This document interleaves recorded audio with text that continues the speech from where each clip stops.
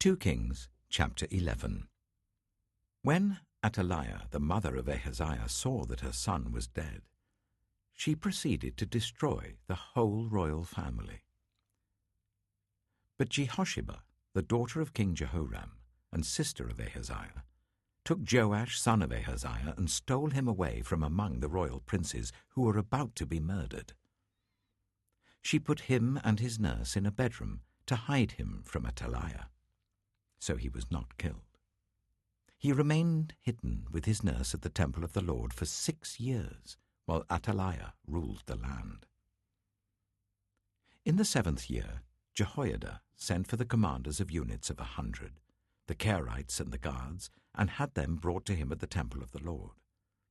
He made a covenant with them and put them under oath at the temple of the Lord. Then he showed them the king's son. He commanded them, saying, "This is what you are to do.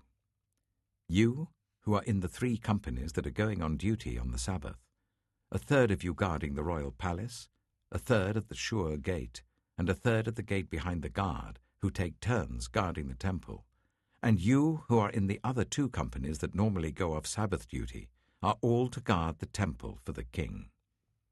Station yourselves round the king, each of you with weapon in hand. Anyone who approaches your ranks is to be put to death.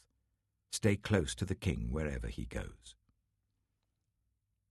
The commanders of units of 100 did just as Jehoiada the priest ordered. Each one took his men, those who were going on duty on the Sabbath and those who were going off duty, and came to Jehoiada the priest. Then he gave the commanders the spears and shields that had belonged to King David and that were in the temple of the Lord. The guards, each with weapon in hand, stationed themselves round the king, near the altar and the temple, from the south side to the north side of the temple. Jehoiada brought out the king's son and put the crown on him. He presented him with a copy of the covenant and proclaimed him king. They anointed him, and the people clapped their hands and shouted, "Long live the king." When Athaliah heard the noise made by the guards and the people, she went to the people at the temple of the Lord. She looked, and there was the king, standing by the pillar, as the custom was. The officers and the trumpeters were beside the king, and all the people of the land were rejoicing and blowing trumpets.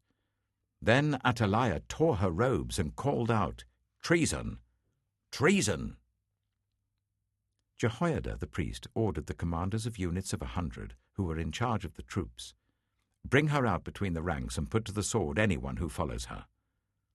For the priest had said, she must not be put to death in the temple of the Lord. So they seized her as she reached the place where the horses enter the palace grounds, and there she was put to death. Jehoiada then made a covenant between the Lord and the king and people, that they would be the Lord's people. He also made a covenant between the king and the people. All the people of the land went to the temple of Baal and tore it down. They smashed the altars and idols to pieces and killed Mattan, the priest of Baal, in front of the altars.